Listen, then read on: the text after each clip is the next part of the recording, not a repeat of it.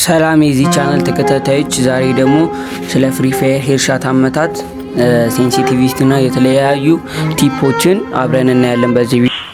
ናይስ እስከ መጨረሻው ማየት እንዳትረሱ። ለዚህ ቻናል አዲስ ከሆናችሁ ሰብስክራይብ እና ቪዲዮ ላይክ በማድረግ ጀምሩ። ቦምባስቲክ ሳይድ አይ ሰላም ውድ የዚህ ቻናል ተከታታዮች እንደምናችሁ። ዛሬ ደግሞ በአዲስ ቪዲዮ መተናል።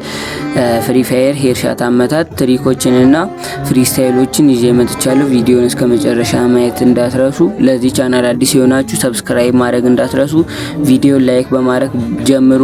ባለፈው አንድ ቪዲዮ ለቅቅ ያለውና እሱ ቪዲዮ ገብታችሁ በማየት እኔን ማገዝ ትችላላችሁ። ከምንም በላይ ደግሞ ቪዲዮ ላይክ በማድረግ ጀምሩ። የእናንተ ላይክ እኔን ያበረታታኛል፣ ቀጣይ ቪዲዮም እንድሰራ ያደርገኛል። ስለዚህ ላይክ ማድረጋችሁን እንዳትረሱ።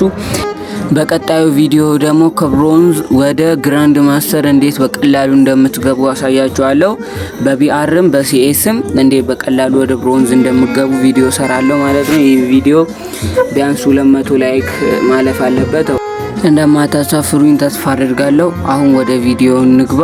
እባካችሁ ላይክ አድርጉ።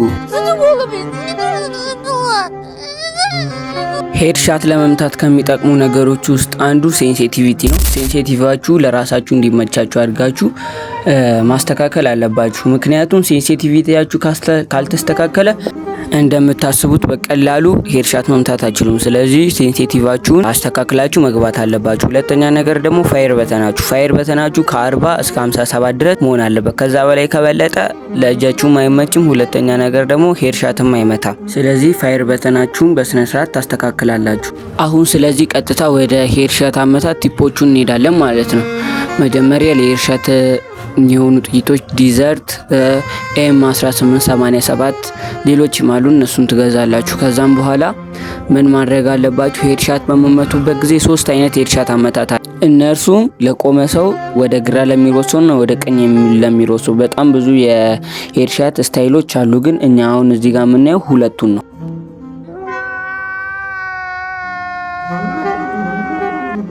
ከነሱም ውስጥ የመጀመሪያው ፋየር በተናችንን ወደ ላይ መሳብ ነው። ለግራ ለሚሮጥ ሰው ደግሞ ፋየር በተናችንን ወደ ግራ መሳብ፣ ወደ ቀኝ ለሚሮጥ ሰው ደግሞ ፋየር በተናችንን ወደ ቀኝ መሳብ ነው። ሁለተኛው ስታይል ደግሞ ጄ ስታይል ይባላል። አንዳንዶቹ ደግሞ ኤል ስታይል ይሉታል። እንዴት ነው የምናደርገው? ፋየር በተናችንን የጄ ቅርጽ እናሰራዋለን። እንደዛ በምናደርግበት ጊዜ ግራሚ ሄድሻት ይሰጠናል። በተለይም ደግሞ በቅርብ ቦታ ሆነን እሷን ስታይል ብንጠቀም ገራሚ ሄድሻት ያመጣልናል። ከምንም በላይ ደግሞ ሄድሻት በመመቱበት ጊዜ አናሎጋችሁ ማንቀሳቀስ የለባችሁም።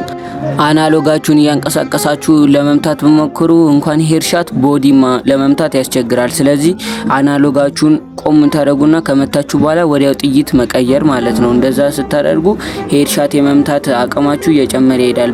ስለዚህ ሲቲንጋችንን እና ሴንሲቲቫችንን በማስተካከል ትሬዲንግ በመስራት ገራሚ ሄድሻቶችን መምታት እንችላለን።